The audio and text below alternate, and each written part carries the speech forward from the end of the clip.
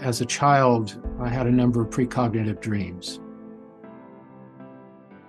And people would sometimes hear faint voices on tapes that shouldn't have been there. Shortly thereafter, they heard the camera levitating around the room, the shutter clicking, and the camera being set back on the table. On one of his tapes, he heard the voice of his deceased mother calling him by his childhood nickname. If we can't speak openly about our experiences, how do we know that our next door neighbors aren't having conversations with their dead uncles every Wednesday evening? Kia ora and welcome back. Another episode of the Let's Talk Near Death podcast.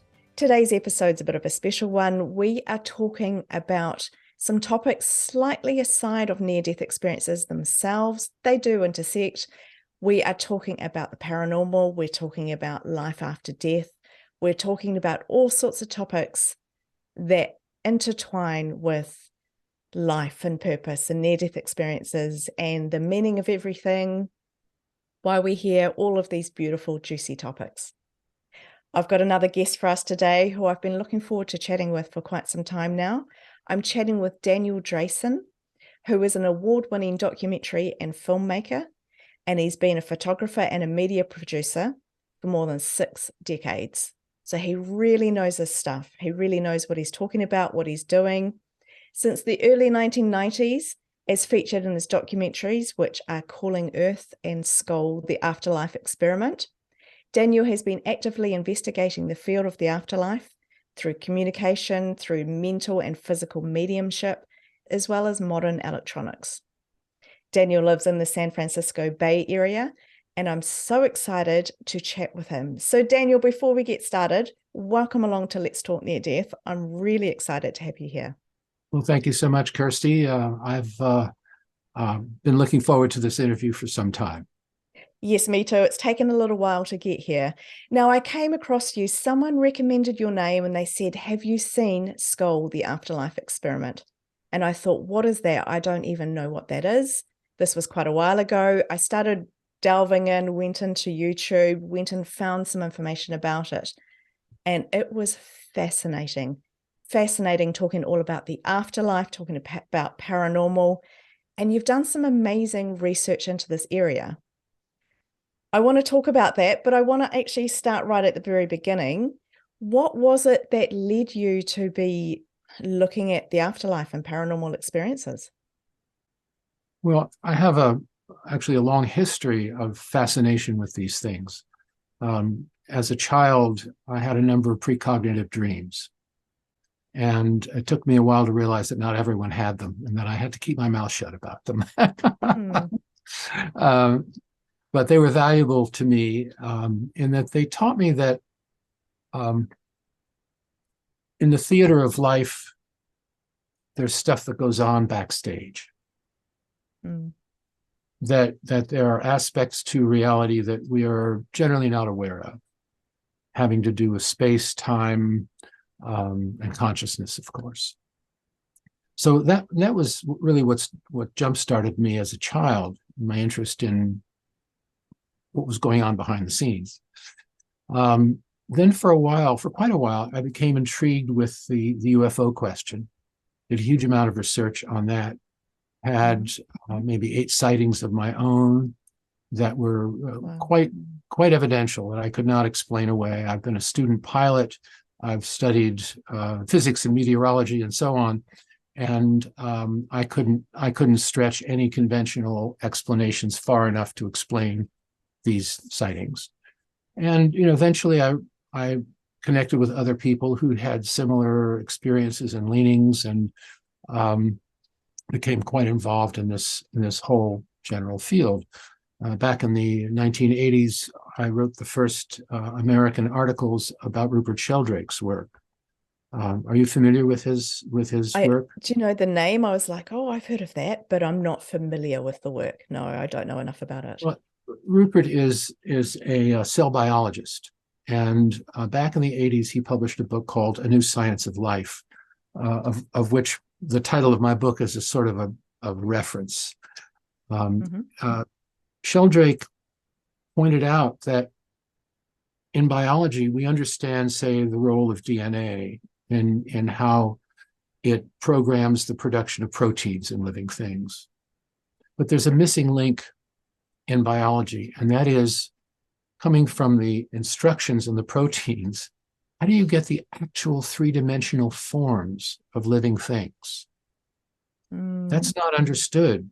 As I understand it, that's not understood in conventional biology. And so Sheldrake proposed the existence of what he called morphic fields. These are non-physical fields, very roughly analogous to, say, magnetic and electric fields, which are not material, and yet quite regarded as quite real. So he's proposed what are called morphogenetic or morphic fields that provide a sort of memory, a species memory, for example, where all the offspring of a cat will take the form of a cat, basically. And this is, although there are obvious variations from one individual to another, whether it's a cat or a plant or a bacterium, all the offspring, the next generation is going to look like the previous one, but no two will be exactly alike. So the idea is that there is this memory field that contains the blueprint, as it were, for a living creature. And that where you have sexual reproduction, you've got influences, not only genetic influences from the mother and the father, but you have these morphic influences as well, and that they are responsible for the actual three-dimensional expression of the genes and so forth in the offspring.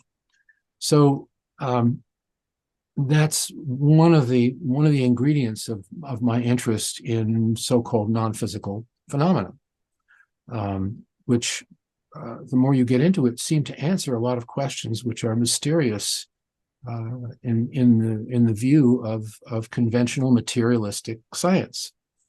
Now, I say materialistic science because science does not necessarily have to equate to materialism. Science is a method of inquiry. Materialism is a belief system about reality. And we confuse the two. I mean, our culture, our modern culture in general, believes in science. We've seen how effective it can be in the practical sense. But we equate it with the material dimension. But in essence, it's not. It's a method of inquiry. And which means it can inquire about anything. When it comes to mysteries that the material view, the materialist view can't explain, we can still fall back on science. Yes, we can directly, intuitively begin to understand and experience some of these things. For example, afterlife communication, which is, I hesitate to call it paranormal because we don't know how paranormal it is.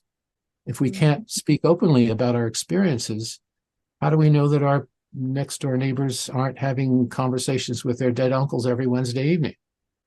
We don't know. It's true. Yeah, it's true. You know? So I tend to, I use the word paranormal as a convenience, but I don't really know that we can nail it down. See, this is the general sense of where I'm coming from. Back in the 1990s, is when I became really more fully focused on the question of an afterlife. And again, afterlife is also a term that I may take exception to, because it's the idea of an afterlife as well.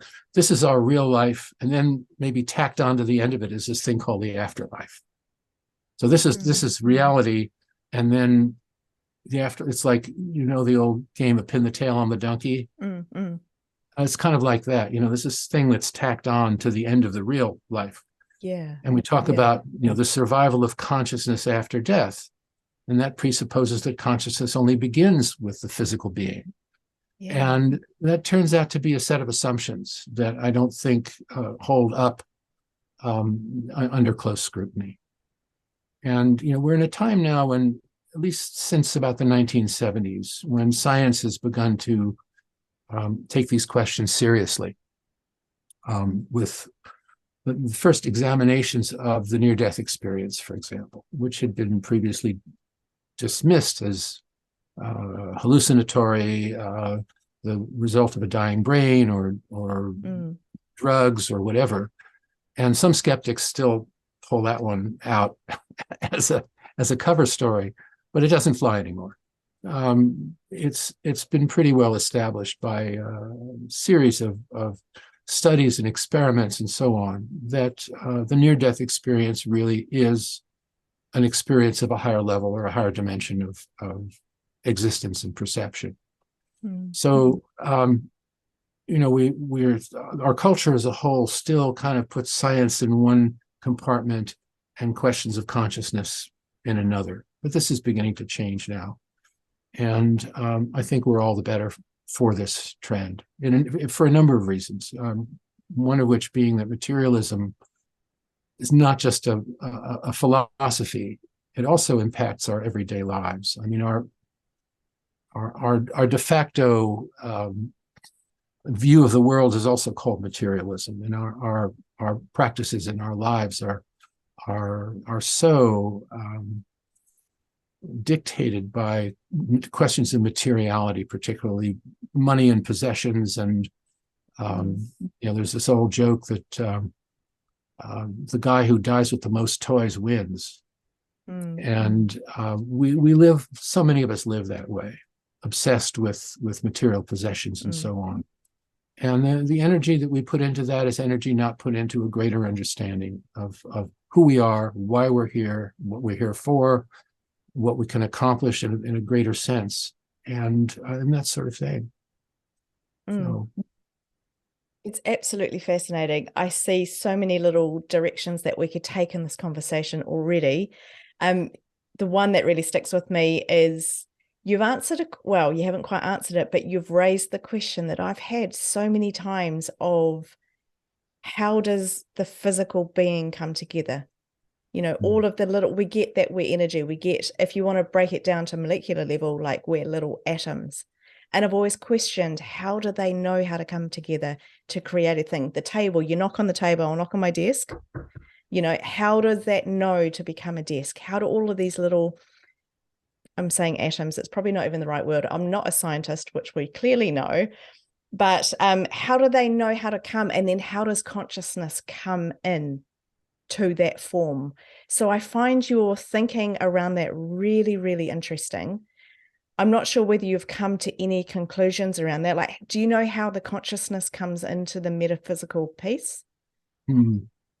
Well, in my book, my one of the foundations of what I'm proposing in my book is that the difference between matter and mind, or matter and consciousness, is not a matter of, it's not a question of being in different universes. You can look at it simply as a difference of frequency.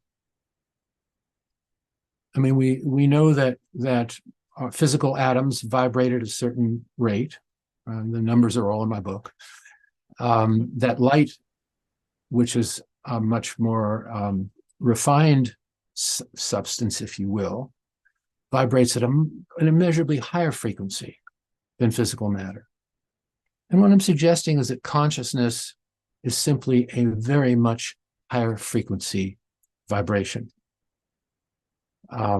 So there's no more separation between the physical world and what we call the metaphysical than there is between one television channel and another.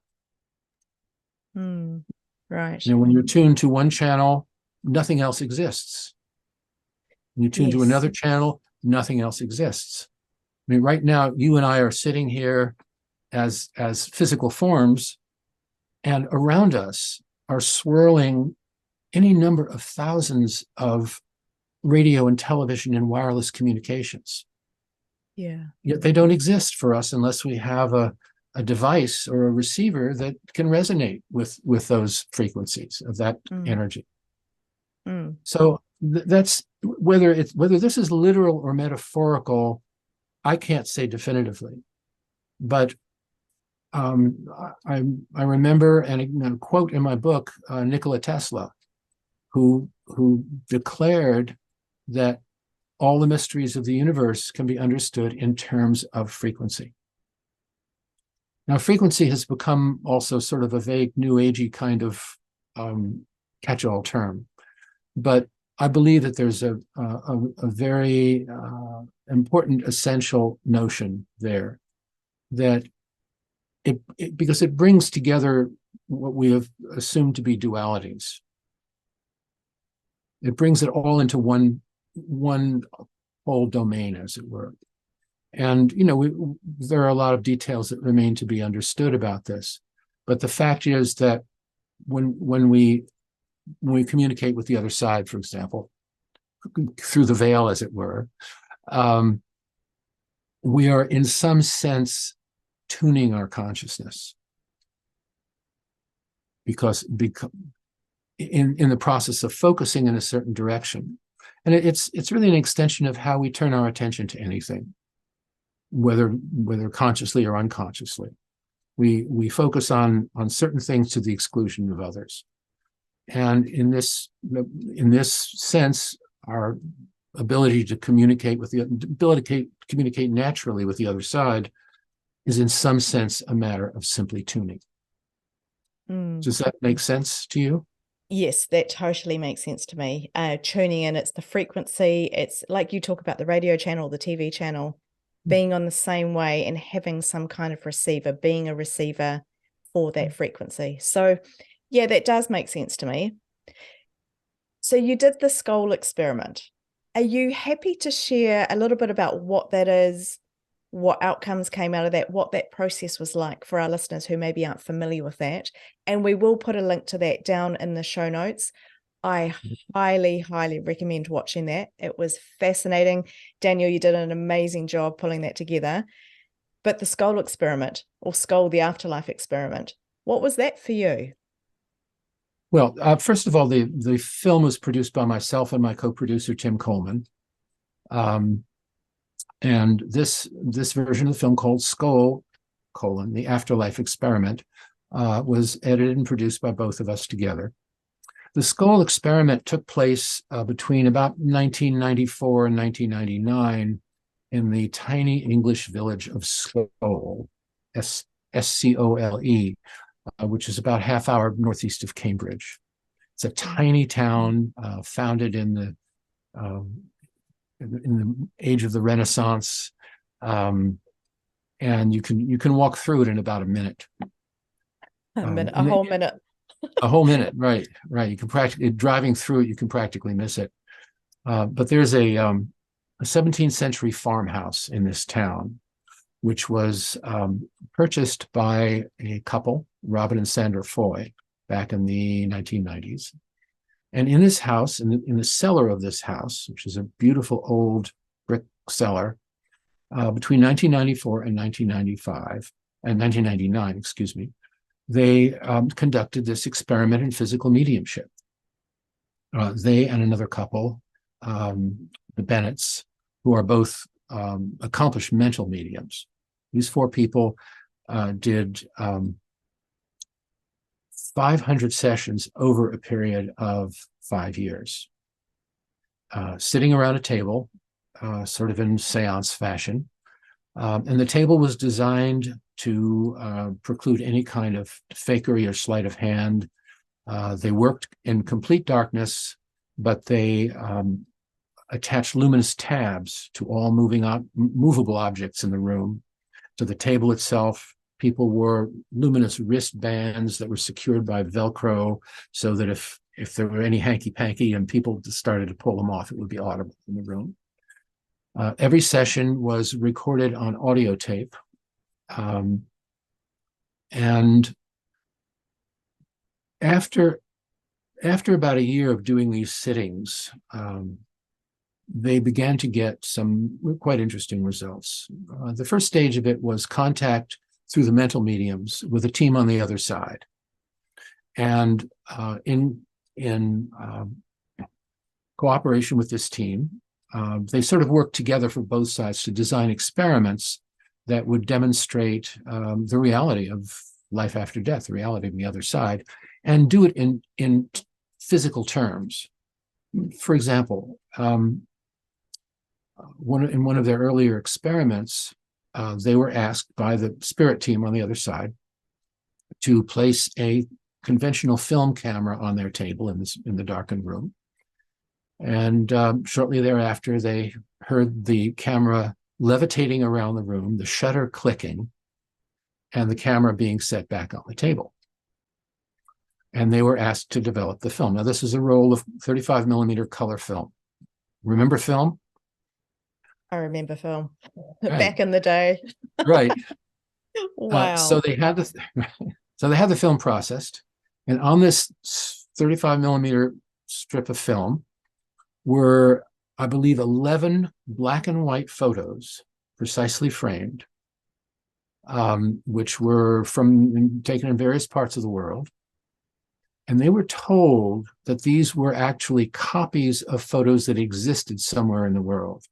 And the Scole team were actually able to track down a few of these. Later, they were asked to simply put the roll of film in a sealed container on their table in the dark. And if the team felt that there were some results on this film, they would ask them to process the film, which they did. And what they found on these films were often messages, poems, works of art, puzzles, signatures of known individuals. And they would sometimes stretch the entire length of the film, which was 3 or 4 feet. And so you'll see all this material in our film. Another interesting aspect of the experiment was what was called direct voice, where instead of the voices of the team simply coming through the mediums, voices would come directly out of the air around them. And they could identify that the source would actually move around this room. And they would identify themselves as members of the spirit team, some of whom had been scientists during their lives, sometimes poets, artists, early photographers. There was a great deal of lightness and humor throughout this experiment. It was not some, a dark piece of witchcraft at all, but very, very light, very friendly, and very enlightening for the people who participated.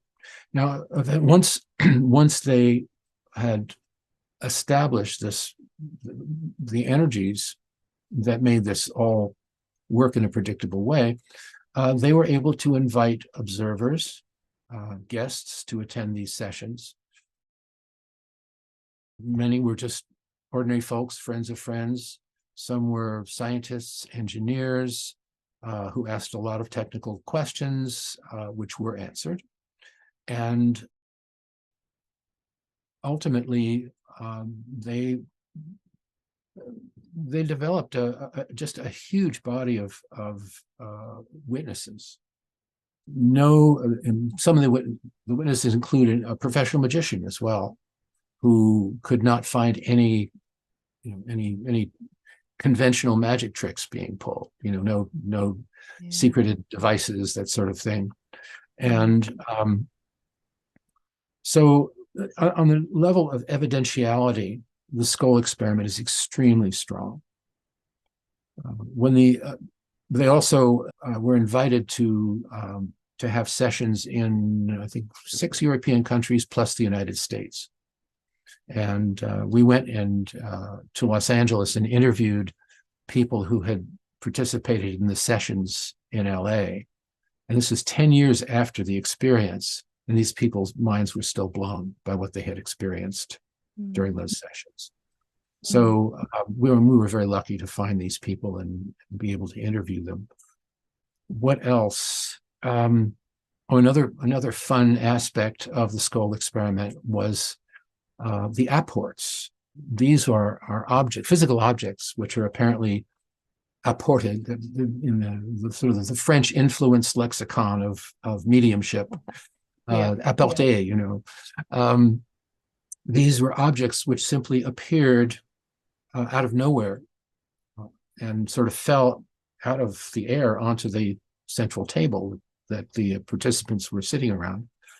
These were mostly small objects, coins, jewelry, a greeting card, that sort of thing, which were said to have been brought from some distance in space and in time as well. To me, the most extraordinary of these apports were two newspapers that had originated in the 1940s during wartime. Wow. And I actually held these newspapers in my hand when we visited the Scole folks. They showed us all of these apports, and I held one of these newspapers in my hand. And this is about 5 years after it had arrived, and the outer pages had begun to yellow. But you open up the newspaper, and the paper was as white as it had been when it came off the press. And they had these papers analyzed. I forgot to mention that the experiment was monitored for a period of 2 years by a team from the Society for Psychical Research in London. And these were quite skeptical folks. David Fontana was a research psychologist. Montague Keene was a scholar and a researcher of the paranormal. And Montague sent a sample of this paper to the Paper Industry Research Association in the UK to be analyzed. And in fact, this paper stock was newsprint that had been produced in the 1940s, which had a particular chemical composition. That was its signature. So this was pretty mind-blowing. And it really is. It raises a huge number of questions about how fundamental things like space and time are. I mean, if you speculate that our physical world is sort of at level A and consciousness is at level C, what goes on in level B?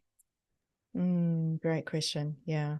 And this relates, I think, to a growing understanding of the nature of the afterlife, which, depending on where you are in level B, as it were, your perceptions and your experience may be either closer to being Earth-like, or they may be closer to being pure consciousness.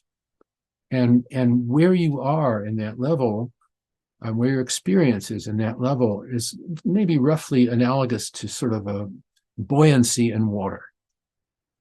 And that if your spiritual development or your intention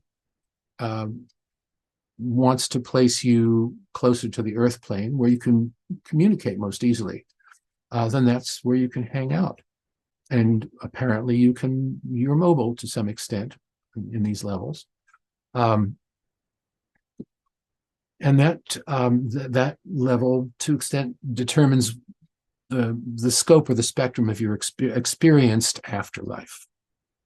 And I think this explains why some accounts of the afterlife tend to differ from others in their quality and their focus and their types of experience available.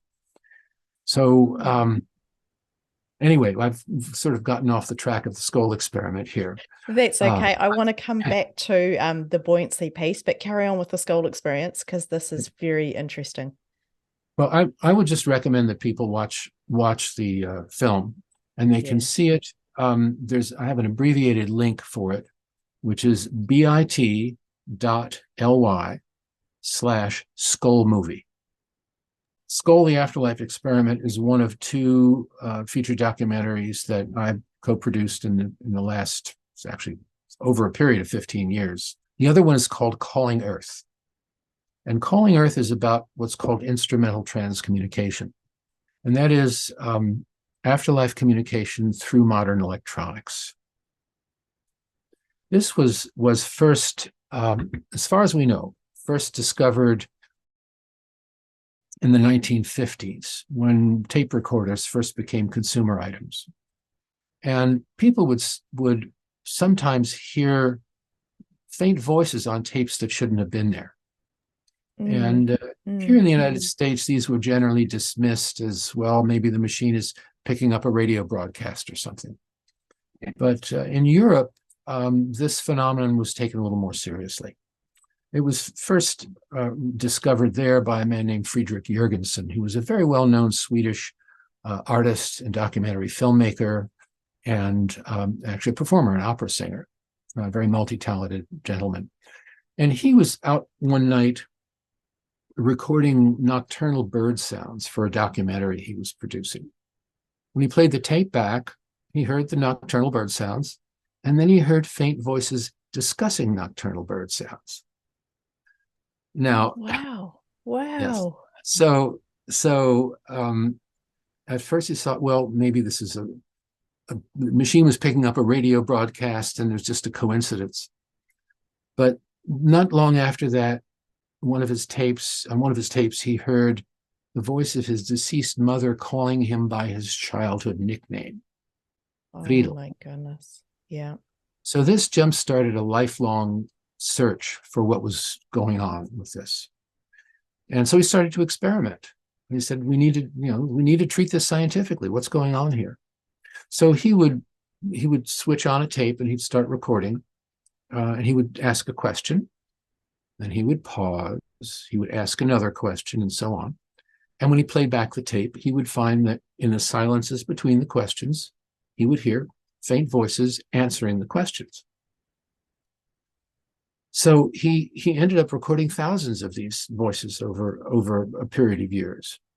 He was at one point joined by a Latvian professor and psychologist named Konstantin Raudeva, who worked with Jürgensen for a while and then went off and did his own experiments.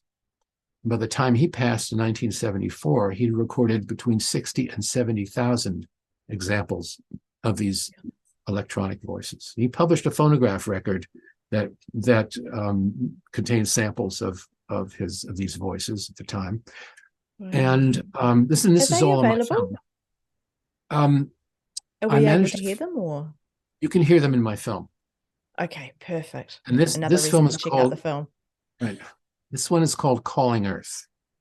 Yeah. And it runs about 90 minutes, and it covers the history of the electronic voice phenomenon, the history of instrumental transcommunication in general, which also covers video, photography, so on.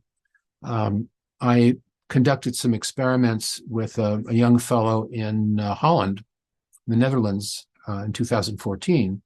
His name is Robert Vandenbroek, and he has been able to produce anomalous photographs of deceased individuals on anyone's camera, both film and digital. I visited him for about a week in 2014. I set up a series of experiments that were very tightly controlled, and he was able to produce on my camera using my memory cards and everything I had supplied, with 4 anomalous photos, which are quite remarkable, and you'll see them in the film. The link for the film is bit.ly/callearth. Perfect. I'll put that at the bottom of the screen too. Call Earth, right? And there's also a 5-minute preview available, which is the same link, except it's Call Earth -preview. Okay. So I hope you find that film as interesting and enjoyable as you did the Scole experiment. So I think so. I think it's like top of the list of things I want to watch right now. So give me a couple of days. Sure. And anyway, this is also all in my book. You started off by saying that as a young child, you had precognitive dreams. That's kind of where a lot of this started. Do you still have those? Did you ever come to any point of understanding those, or what did you do with that? I have from time to time. And I've also done an experiment, which is outlined in a book called An Experiment with Time.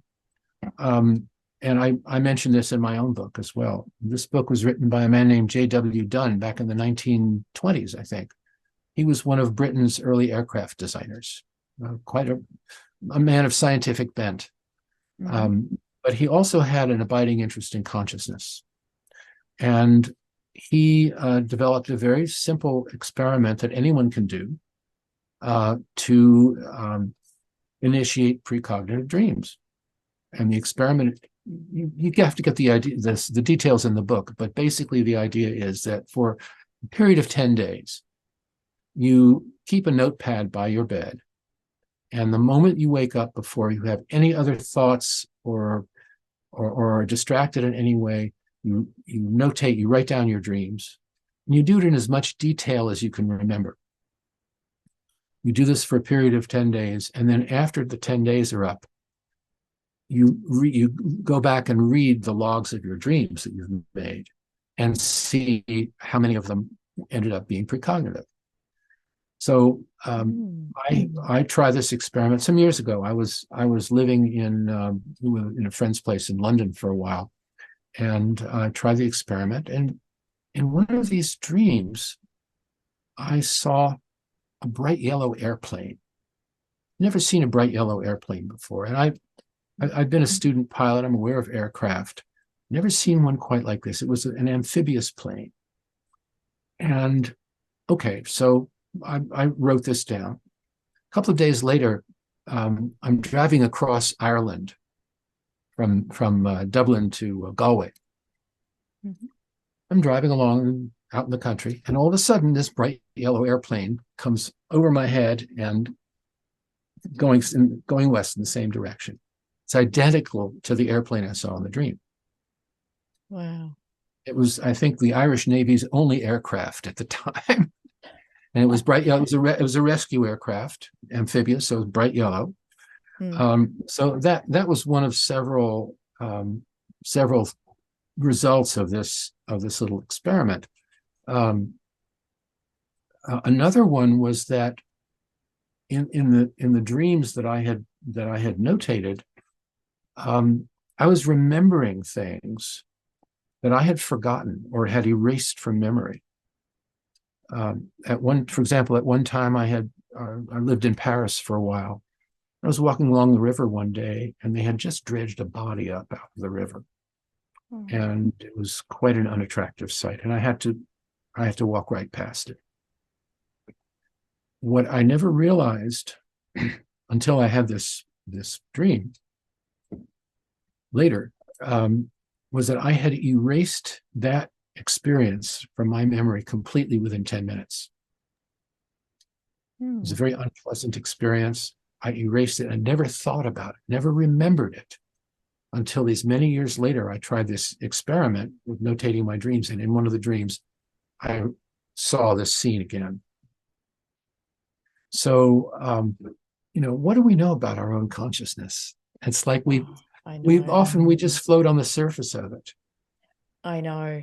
I wonder how much we use. And yeah, I think our dreams are very important somewhere in the piece, about whether it's about processing, whether it's about communication, or even storing memories, like you've said. I think there's so much of our consciousness that we don't even tap into, and I think we don't really know very much at all, to be fair. I think that is fair. Yeah. And I think we're just beginning to turn the corner on that. I think to the extent that we perhaps pay a little less attention to the material world and more to our perceptions of things and our experience or inner experience of things, that we will begin to discover or rediscover aspects of what our self really is. That we've forgotten or that we've lost during this phase of our evolution, which has been so externally oriented. So, I think whether this trend is going to save our physical world from its own demise, I have no idea. But I think if we do manage to turn a corner in our own development as individuals and as a civilization, that this will be a very important ingredient of it. I.e., a deeper understanding of reality. Does that make sense to you? That does make sense. And I do think that on the whole, we are looking at things more than just the physical level. And I think it's opening up a lot of conversation. It's opening up a lot of thought, possibilities, and yeah, in a way that does take us to a much deeper level. Yes, I agree with what you're saying completely. Completely. I look forward to it as well. I think it's exciting that we are looking at all of these different conversation pieces and possibilities. I find that exciting to look past just the physical. Obviously, a lot of my conversations are about spiritual aspects, metaphysical, other things that are going on. So yeah, it makes sense to me, and I find that really exciting. Just, if I might ask a question, if you had to, let me put it this way, over this period of time when you've been doing your podcasts, has your perspective shifted or moved in a certain direction, or where would you place yourself in this spectrum of new and expanded interest? It's a hard question to answer. I feel like I know nothing. I feel like the more I learn things, and I've said this a couple of times within the podcast, is I felt very strongly compelled that I was hearing a message to come and talk about near-death experiences. And as I did that, that opened up, well, what about reincarnation? What about after-death communication? If we're spiritual beings, what happens beyond this lifetime? And I love how you talked about the tail on the donkey and about how maybe this isn't the main event. Maybe there's another event. Maybe, I don't know, someone else came on and talked about, what about if death is completely normal and it's actually the starting of something else? It's not the end. And that excites me. So going back to your question, the more I started to look at these topics, they open up other topics. And you've talked about having experiences, extraterrestrial experiences. You've talked about all sorts of different things, precognitive dreams. I feel like within, I don't know that there is a scale, but with me, I'm amazed over my time of doing all of this research and these interviews. And, you know, I read a lot of books, I listen to a lot of things, how big the conversation's got. And I don't get the feeling that it's got any sides on it. I don't get the feeling that it's got big, but I'm nearly at the edge and soon I'll run out of things to research. I feel like it's just opening up more and more and more. And that's probably coming back to what we were just saying of people are interested in more than just the physical, that the conversation is getting bigger and we are considering so much more than our physical human life. So hard to answer, where would I be on the scale? I feel like I know nothing. And yet I've put so much time and energy into learning as much as I can. And then what do we know? How much do we grasp? We might learn something, but it might not go in. We might not understand it. I've had things where I've had the revelation of what I thought I knew years and years later, going, oh, now I get it. I thought I got it back then, but now I get it. So yeah, great question. Very hard to answer. I think, you know, we've all experienced that sense of sort of starting out being kind of lost in a new realm, and little by little grasping aspects of it and being able to integrate it over time and to, you know, bring those understandings into our everyday life. I think one thing that we haven't really touched on, but you mentioned, trying to think of the phrase you used, normalizing death. Yes, normalizing it. Well, yes. It's normal, isn't it? Well, it's happening to all of us. None of us are getting out of here alive.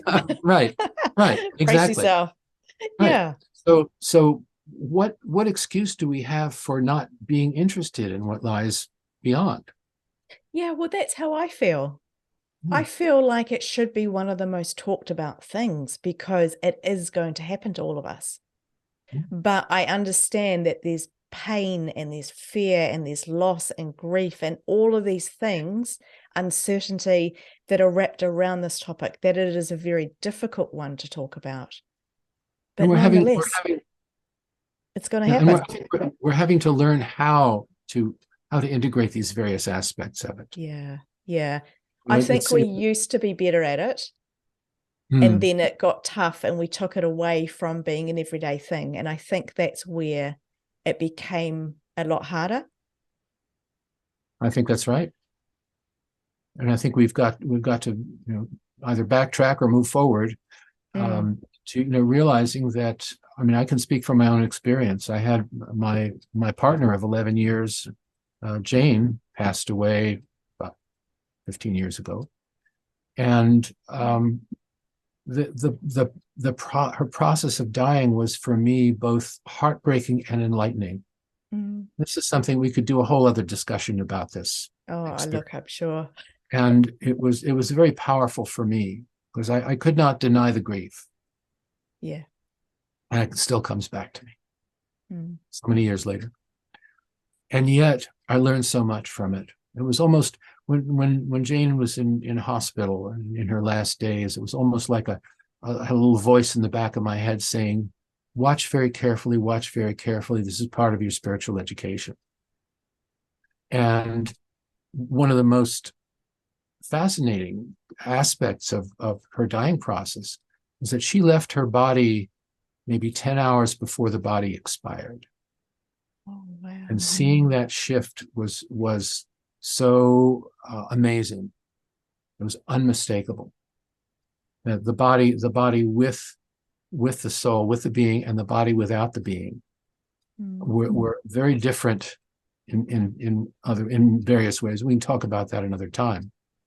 But subsequently, I had a conversation with Jane through. I work with a team of mediums. That's a whole other conversation. But through one of them, I was on the phone with her one day a few years back, and she said, Jane is here and wants to communicate with you. So I said, and she said, I won't do the trance thing. I'll hear her and I'll translate what she said. I said, fine. But what happened was that Jane pushed the medium aside. And suddenly I'm talking to Jane on the telephone through the medium's voice. But this was Jane. This was her character, so on. And so we had a wonderful conversation. A lot of it was very personal. But I asked her, I said, did you leave your body before the body expired? And she said, yes, I did. And I said, why? And she said, because I couldn't stand you seeing me in that condition. Oh, wow. Yeah. Oh. And anyway, there are a lot of stories about her passing, but that to me was one of the most profound lessons. Yeah. That Gosh. experience. That is just, there's so much love in that, isn't there? Thank you for sharing. I'm aware that was very personal, so thank you for just giving us that little bit. It does come back to one of the other questions that I have for you, which you talked around buoyancy, about how there might be this in-between thing, and between, I can't remember your exact words actually, being within the physical and spiritual. Well, the physical, which is dominated by form, and the absolute spiritual, which is formless. So there are these various levels or degrees of form, as it were. We hear a lot of stories when people are in the process of dying, they're about to pass, they're about to leave, and much like you shared, they go between. And when you said buoyancy, I went, oh, I wonder if that's the between phase, where they're in this world, but then they're not, but then they are. And like you said, that she left about 10 hours before the body expired. Do you think there's anything that can control the buoyancy? Is that a place of choice? Is it within the buoyancy that people can come and communicate with us? Is there a point of no return when you come up to the surface and you can no longer go back down? Is this even making sense? That is making sense. And I think the most general answer is it's an individual question. Okay. We don't know what components make up a soul in terms of experience, innate abilities and talents, what that soul has learned over lifetimes. I don't know if you're familiar with Michael Newton's work in Life Between Lives, but I think one of the most important discoveries that he made through his work was that every soul is unique. and you can't really quantify all the variables. It's too subtle. Excuse me, too subtle and complex. But so some of these questions I think can only be answered on an individual basis. What takes us to a certain level after we pass, or a certain range of levels, because there is apparently some mobility, at least some folks. I think one very good source of information on this is a website that I've set up with my team of mediums that I work with. The website is called Cosmic Voices, and it contains, among other things, transcripts of a number of channeling sessions with folks that whose names you might know, and there's a whole bunch of folks whose names you won't know. And these are brought through by the two main mediums on this team. The link is cosmicvoices.network. Okay. And take a few minutes and check it out and let me know what you think. Some of the material on there is quite extraordinary. And there's even a little bit of material that was channeled by my late partner, Jane, who herself was a channeler of some note, and a writer and a multi-talented individual. So anyway, there's another link that you can explore. Thank you. It's great to have resources and places to go when we have these questions. So all of that information, if you're listening, will be in the show notes below in the links. Go and check that out. Yeah. Daniel, it's been so fascinating chatting with you. I'd love to just ask one more question, if that's okay. Around, what do you think? So with the Scole, the village, you're saying at a minute you could walk through it at a minute. It was absolutely tiny. What do you think it is about that place where all of these experiences were happening? Are places more likely to connect with spiritual experiences? Like, can they be tied to a place? Is it an energy place? Or is it that the people came together in that place and created a space for that to happen? Do you think energy, how do you say this? Do you think energy resides in particular areas? And if so, why? Well, in the case of Scole, it appeared that that particular place, that town, was at the confluence of several of what are called ley lines. And these are supposed to be flows of energy within the earth that follow particular paths. And where these paths intersect are supposed to be particularly potent. Now, this is not an area that I've researched extensively, but it's something that the dowsing community has spoken about for ages, because apparently talented dowsers can detect these energy flows, same as they can apparently detect water flows beneath the ground. But the town, and particularly the house in which this work was conducted, was apparently, from what the spirit team said and other research that they'd conducted, at an intersection of these lines. So in this case, the answer to your question would be yes, that there was that the subtle geography of the place tended to facilitate more sort of transparency between the levels or dimensions, whatever you want to call them. And that was apparently one of the ingredients of the success of this experiment. Although, as I said, once they had established their procedures and patterns and had gotten wonderful results in their hometown, they were able to take their show on the road, as it were, and demonstrate it in a number of places in various parts of the world, particularly Europe and the United States. And was it the same there? Did they have the same outcomes? Was it a similar experience? Yeah. And in my Calling Earth film, or excuse me, in the Scole film, I'm getting them confused now, you will see interviews with people who attended the sessions in Los Angeles. And in the film, there are a couple of animated reconstructions of some of these phenomena. But the audio recordings of these sessions are genuine. They are actually the audio recordings made during those sessions. So you'll hear the reactions of the people.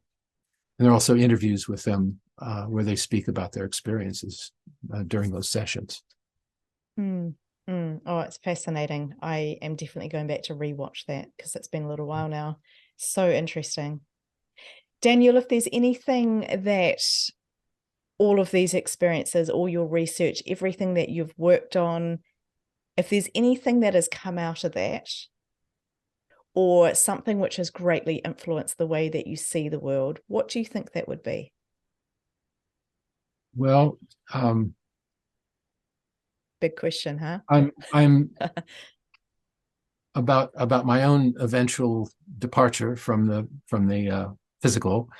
I am more curious than anything else. I'm not afraid of it, but I'm fascinated with it and curious about what my own experience will be when the time comes. And I think that's the main thing. And I'm of course, having written this book, I'm interested in kind of jumpstarting other people's curiosity about this, particularly people in the scientific community, who, even if they have a personal interest in it, would tend to find it difficult to pursue it, for reputational reasons. But there have been some pioneers who have said, "Damn the torpedoes! I'm going to go research this," and that's what's important. And in my book, I reference a few of these folks who I think we owe a debt of gratitude to for breaking certain barriers. Absolutely, definitely. I feel like I have a lot of gratitude to you for your work. I feel like your work is very important, very interesting. I would definitely love more people to know about it because I think it's so significant what you have done. And yeah, I think add your name to that list of people who have really dug the trenches and started to have all of this information out there. So Daniel Drasin, thank you so much. I appreciate your time. Well, thank you, Kirsty. And I also want to add you to that list because you and others who are breaking the broadcasting barriers, as it were, thank heaven for podcasting, are doing wonderful service to this expansion of our awareness. So you keep up the good work as well. Oh, thank you. That's really lovely. Daniel, I love that we've had this conversation. Thank you for your time. We've only tapped on a few topics, but maybe we'll get you back on. So Daniel Drasin, thank you so much. Thank you, Kirsty.